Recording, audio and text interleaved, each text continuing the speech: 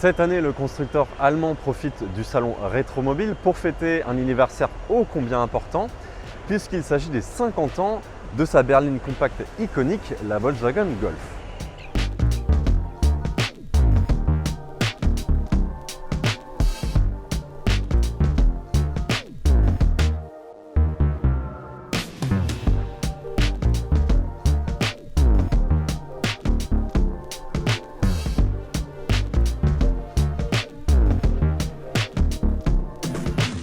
Alors, il faut savoir qu'à la base, la Golf 1 a été présentée pour remplacer une icône, puisqu'il s'agissait de la Volkswagen Coccinelle. Cette première génération de Golf 1 est sortie en 1974 et depuis, il y a eu plus de 8 générations différentes et c'est plus de 37 millions d'exemplaires qui ont été écoulés jusqu'à aujourd'hui. Vous avez à côté de moi la Golf M40 de première génération. Et pourquoi en fait la Golf de première génération a connu un succès quasi immédiat? Eh bien tout simplement parce que c'est un modèle qui réunit tous les critères d'une bonne voiture à l'époque. Déjà, c'est un modèle qui est une traction, donc qui apporte un comportement plus sain, là où il y a encore beaucoup de modèles qui sont propulsion avec un moteur situé à l'arrière, comme la Coccinelle par exemple. Ensuite, c'est un modèle qui est plus pratique avec un haillon qui a une ouverture plus large, donc pour y apporter ses bagages plus facilement. Et enfin, elle apporte d'autres innovations comme les dossiers de banquette arrière qui sont rabattables, donc pour encore plus d'ergonomie et de praticité à bord. Donc, en un mot, la Golf, c'est la polyvalence à l'état pur et c'est un surnom qui lui colle encore à la peau aujourd'hui. Avec une Golf, on peut tout faire, on peut aller partir en voyage, on peut faire de la ville et on peut se garer à peu près partout avec son gabarit relativement compact. Au-delà de ses caractéristiques techniques, la Golf c'est aussi un style à l'époque avec ses lignes droites et sa face avant si caractéristique qui tranche avec la Coccinelle. Et c'est un coup de crayon que l'on doit à un jeune designer italien de l'époque, un certain Giorgetto Giugiaro. Après le succès de la première génération, Volkswagen a remis le couvert avec cette version MK2 qui est sortie en 1983.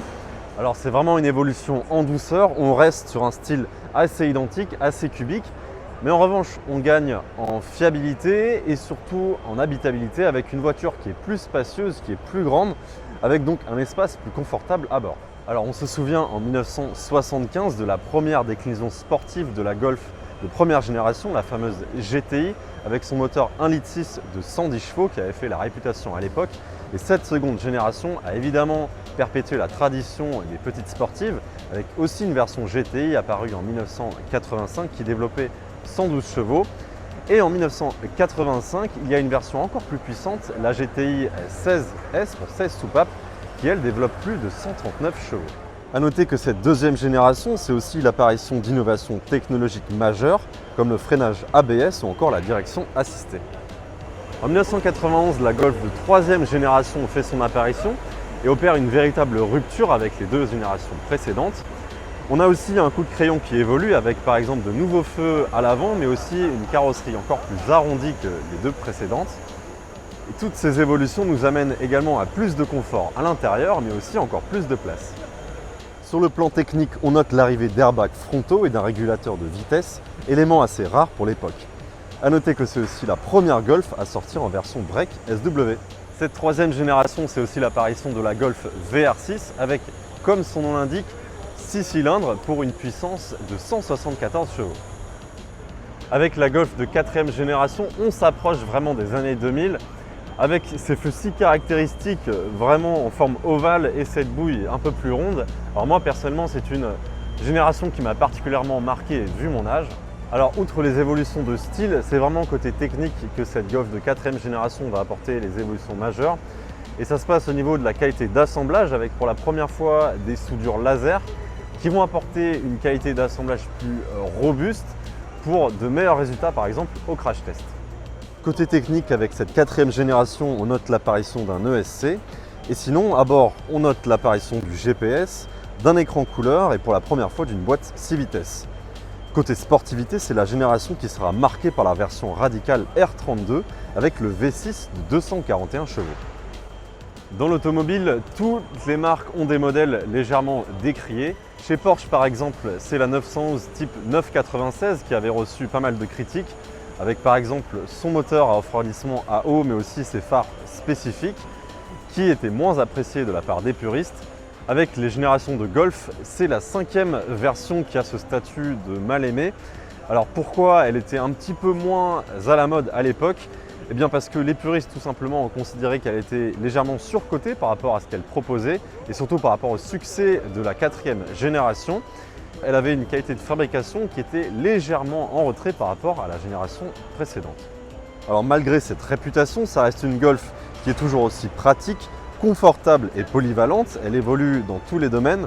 Et en prime, cette génération apportera aussi beaucoup d'équipements de sécurité de série comme l'ESP, l'ABS, l'antipatinage et enfin un différentiel électronique. La Golf de 6e génération, c'est vraiment le modèle dans l'histoire des Golf qui va faire office de bon élève. Elle va s'améliorer encore d'un cran au niveau technologique, mais aussi au niveau sécuritaire avec toujours une gravure au laser. Mais elle va également s'améliorer au niveau des motorisations avec des blocs toujours aussi efficients, que ce soit en essence mais aussi en diesel. On y retrouve par exemple les premiers systèmes d'aide à la conduite, tels que le freinage automatique, le park assist ou encore l'aide au démarrage en côte. Et le côté confort, on retrouve même une option de suspension pilotée avec un mode sport ou un mode confort. Et à noter qu'en 2009, donc un an après sa sortie, cette génération de Golf a été élue Car of the Year, donc quand même voiture de l'année mondiale au Salon de New York. Avec la Golf de 7e génération, on se rapproche vraiment de ce qu'on connaît aujourd'hui avec un design plus moderne, plus graphique.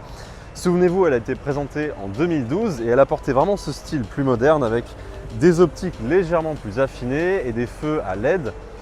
Alors elle est plus confortable et encore plus pratique que les générations précédentes. Mais surtout, elle perd aussi 100 kg par rapport à la génération 6.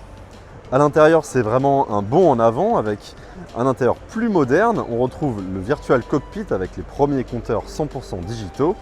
Et côté moteur, cette génération apporte aussi les premiers blocs hybrides avec les versions GTE, mais aussi la e-Golf, la première Golf électrique en 2014. On arrive maintenant à la Golf de 8e génération. Avec ses 4,28 m, rendez-vous compte, c'est 58 cm de plus que la première génération sortie il y a déjà 50 ans. Alors cette 8e génération, elle a été présentée en 2019 et même si elle a connu un certain succès, elle a eu un peu plus de mal à s'imposer au sein du catalogue Volkswagen. Et ça, c'est dû notamment à une ergonomie perfectible à bord. Elle a été un petit peu décriée par les fans. Mais justement, avec cette version restylée, Volkswagen veut corriger les défauts du passé. Comme souvent sur les versions restylées, le gros des changements est visible sur la face avant. Ici, ça passe par un nouvel agencement des feux à l'intérieur. On a également un bandeau de LED qui court tout le long de la face avant. Ça, c'est une première sur une Golf. Et on a également un logo qui est rétroéclairé. C'est aussi une première. Et ça, c'est permis grâce aux modifications en termes de législation européenne. Et enfin, on a un bouclier qui s'élargit encore davantage pour gagner encore en prestance. À l'arrière, il n'y a presque aucun changement. Comme souvent, les modifications esthétiques se font sur les optiques avec un nouvel agencement des feux en petits cubes.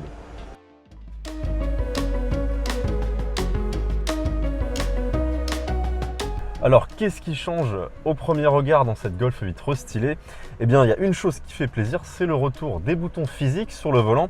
Souvenez-vous, sur la Golf 8 sortie en 2020, il y avait encore des boutons capacitifs et donc qui étaient peu pratiques et il y avait eu beaucoup de critiques émises à son égard. Et sinon, en termes d'instrumentation numérique, on a toujours face au conducteur un écran digital de 10 pouces. Donc ça, c'est 2 séries sur toutes les Golf 8 restylées. Et enfin, on a l'écran central qui grandit encore. On peut l'avoir à 10 pouces ou alors à 10,9 pouces comme ici. Et donc, il apporte également son lot de nouveautés puisqu'on passe de MIB3 à MIB4. C'est le système d'ordinateur de bord qui évolue. Là aussi, les versions précédentes avaient été beaucoup soumises aux critiques par rapport à son interface, sa fluidité, mais aussi son ergonomie qui était assez agaçante. On a 2 bandeaux fixes en bas et en haut.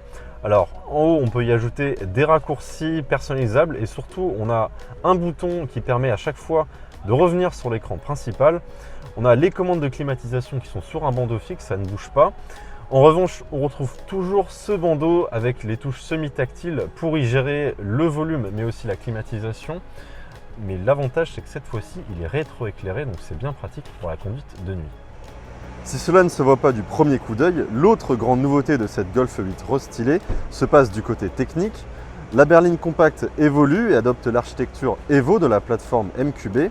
lui permettant de recevoir de nouvelles motorisations hybrides rechargeables plus puissantes, comme cette version GTE qui passe de 245 à 272 chevaux et qui pourra dépasser les 100 km d'autonomie grâce à une batterie de 19,7 kWh.